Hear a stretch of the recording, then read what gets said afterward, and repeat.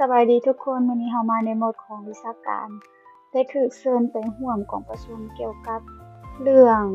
การนำใช้ชีววิทยาเข้าในการกสิกรรม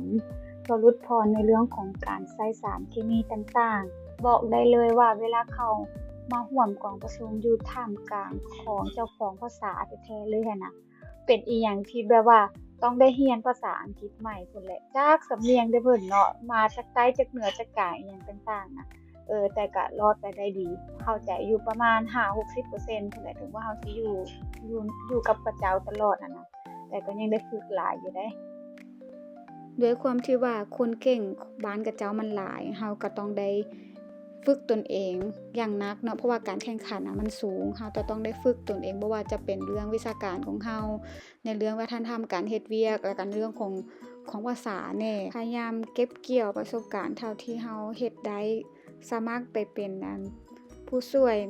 นักวิจัยนั่นนี่เพื่อเอาประสบการณ์แต่ว่าก็เฮ็ดให้เราพัฒนาตนเองขึ้นบ่หยุดนิ่งพัฒนาช่วงนี้เราก็ยังบ่ทันได้อนุญาตให้เฮ็ดเวียกเทื่อเนาะเพราะว่ายังเอกสารยังบ่แล้วก็ต้องได้